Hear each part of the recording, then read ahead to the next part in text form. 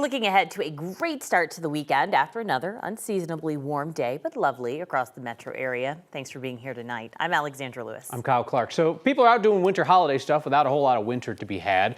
This is a look at the camp out line at Stranahan's, where people are waiting for the annual whiskey release tomorrow.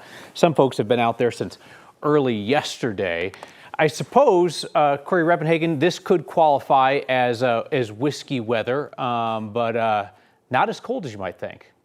Exactly. Very unusual. And another thing, if those people that kind of procrastinate getting those Christmas lights up, they're winners this year. They still have plenty of time.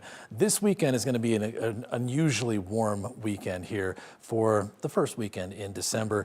We have a nice night here in Denver. Temperatures got up there 59 officially at Denver International Airport. Some really warm temperatures, 61 in Sterling. Only made it up to 14 out in Gunnison today. They had a temperature inversion and they'll have another one tomorrow. But here along the Front Range tomorrow, I think we will break that 60-degree mark for a lot of the areas, including Denver, 50s up in the foothills. And we are tracking a few headlines for you. And coming with tomorrow's really nice weather is a nice night here for the 9 News Parade of Lights. Temperatures in the low 50s and upper 40s. Sunday is going to be also nice up until the cold front comes in at about 4 o'clock in the afternoon, and that will usher in the changes.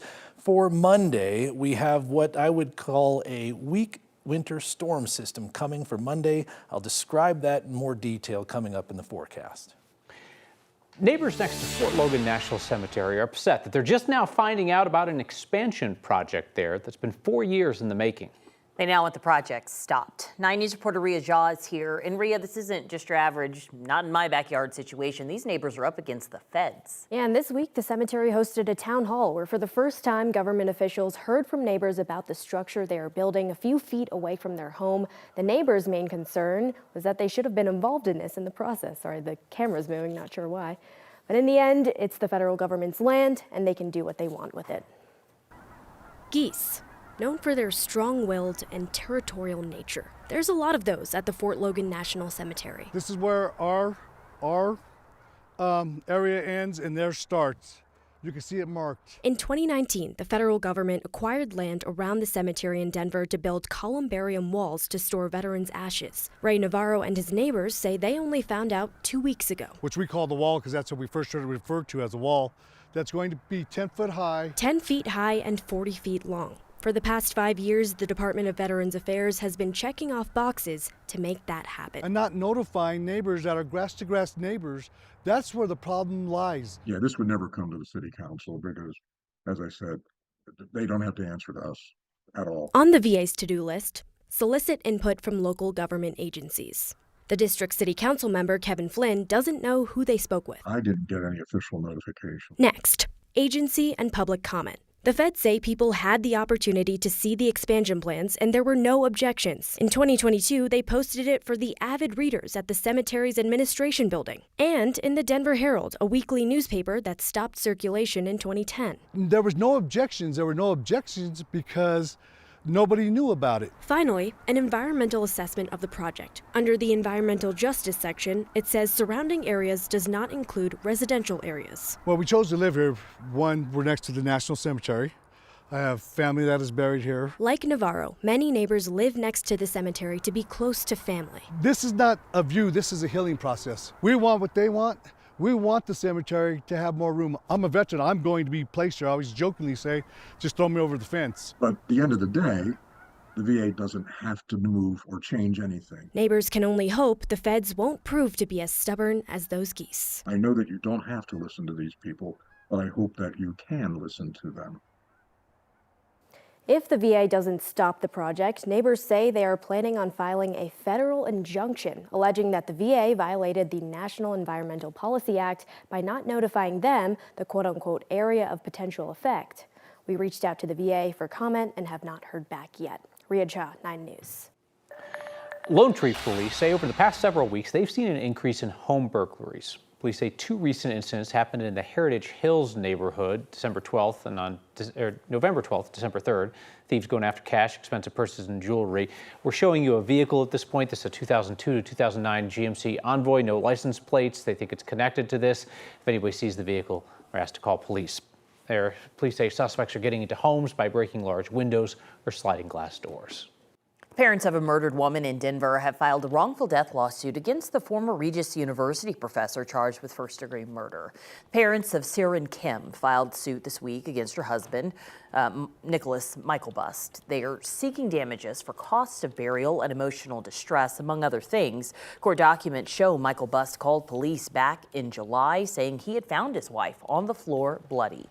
Once there, officers found their infant daughter dead and Kim severely beaten inside. Kim later died at a hospital. Michael Bust remains in custody on $5 million bail pending his trial. The nasty feud among Douglas County's Republican commissioners ended today with the resignation of Commissioner Laura Thomas. She claims she'd been forced out by her fellow commissioners, Abe Layden and George Teal. She says the final straw came last week when they allegedly told the staff to move stuff out of her office so her replacement, who doesn't come in until January, could move in. The three of them have been warring for years. Teal and Layden voted to remove Thomas as board chair in 2012. They've censured her twice. They've ordered investigations into her conduct that didn't go anywhere. In a statement after Thomas's resignation, Layden said the decision to move her out of her office was part of the normal transition process.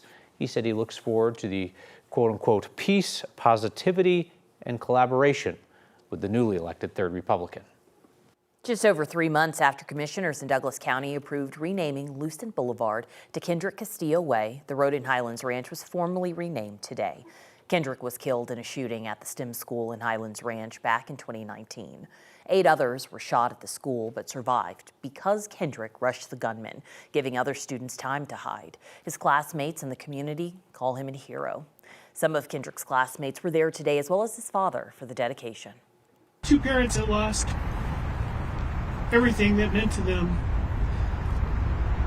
You know, to hear people remembering his sacrifice, that it wasn't in vain, and that he's remembered as powerful. Governor Polis also spoke at today's ceremony, saying in part, Kendrick's bravery will always be remembered. Police believe the shooter who killed UnitedHealthcare CEO Brian Thompson quickly left New York City after a brush on that ambush.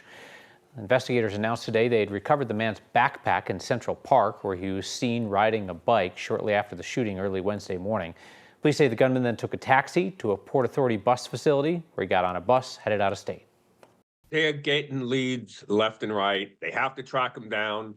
There are some good leads that I've heard about that they're working on. They're not there yet. NYPD says the man may have traveled from the Atlanta area on a Greyhound bus, making it into New York about 10 days before the shooting. His motive and his identity are still a mystery. The national milk supply must be tested for bird flu. The U.S. Department of Agriculture made the federal order today, saying it will test raw milk from dairy silos around the nation. The goal is to quickly identify which dairy herds are infected by H5N1 bird flu. That strain has been causing outbreaks in poultry and dairy cows since March. Now, the first round of testing is scheduled to start on December 16th. The rollout will start with 6 states. Here, Colorado, California, Michigan, Mississippi, Oregon, and Pennsylvania. Colorado, California, and Michigan have reported infected herds.